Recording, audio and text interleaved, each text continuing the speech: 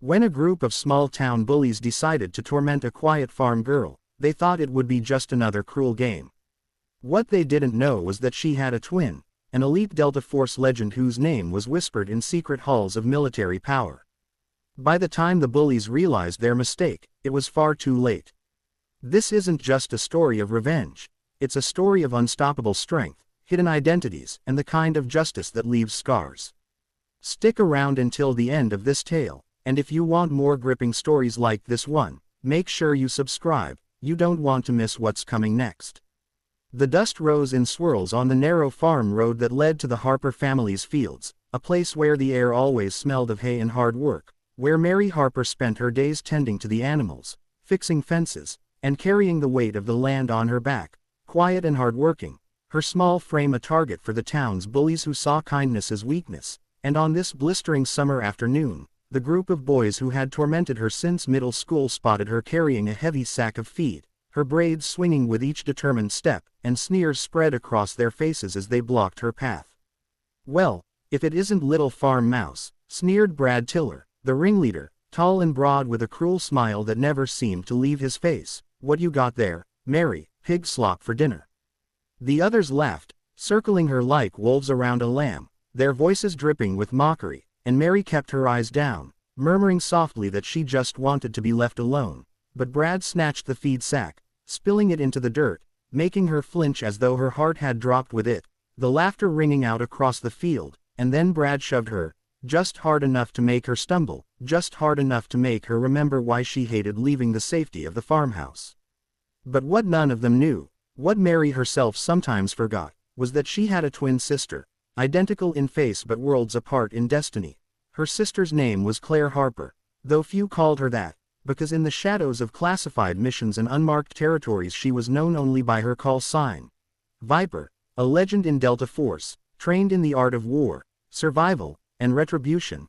And while Mary was gentle, soft-spoken, a healer of animals and hearts, Claire was steel, precision, and silent fury. Yet beneath that hardened armor beat the same protective heart that had sworn never to let anyone harm her sister. That evening, when Mary walked into the farmhouse with her shoulders trembling from the encounter, Claire was there, home on leave for the first time in months, sitting at the old wooden table with her boots still dusty from places she couldn't name, sipping black coffee like it was the only thing tethering her to reality. And she looked up at her twin, immediately seeing the redness around her eyes, the tremor in her hands, and without a word, she stood, crossing the room with a fluid grace that came from years of combat, placing her hands on Mary's shoulders, her voice low and steady. "Who did this?"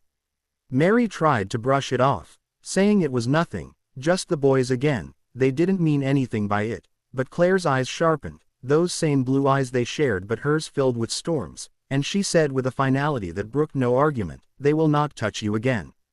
The next day, when Brad and his gang came swaggering down the road looking for another laugh at Mary's expense, they didn't expect to see what looked like Mary waiting for them by the fence, except something in her stance was wrong. Her posture wasn't slouched or timid, her eyes weren't lowered, she stood like a soldier, still and unyielding. And when Brad sneered, "Back for more, Farm Mouse," she tilted her head just slightly and said, "Say that again."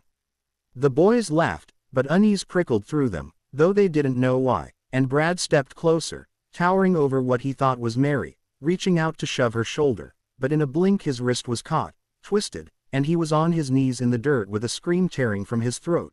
The others frozen as the girl who looked like Mary bent down, her voice a low hiss. "You ever put your hands on my sister again and I will make sure you can't use them for the rest of your life." The boys stammered, confused, one whispering, "Mary, what's gotten into you?" And she let go of Brad, standing tall, her shadow long and sharp in the afternoon light. "I'm not Mary," she said, "I'm her twin.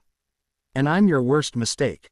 From that moment, the dynamic shifted, but the bullies didn't back down completely, because pride and cruelty are stubborn things, and instead of stopping, they plotted, whispering in backyards and over cheap beers about teaching both sisters a lesson. But they didn't understand the kind of person they were provoking. Because Claire had faced warlords, insurgents, mercenaries, she had dismantled bombs with seconds to spare, pulled men twice her size into the ground with a flick of her wrist, and though she'd promised Mary she wouldn't bring her violent world back home, she knew there were times when monsters had to be reminded that they weren't the predators they believed themselves to be. One night, the boys cornered Mary again near the barn, thinking Claire wouldn't be around, but before Brad could even open his mouth, the shadows seemed to move, and Claire stepped out, dressed in nothing but jeans and a t-shirt, yet her presence filled the space like an approaching storm, and in her hand, casually, she held a length of rope that she began looping as she walked, her eyes fixed on them, and the boys felt a primal fear crawl up their spines, because something in her gaze told them she had already calculated 10 different ways to break each of them.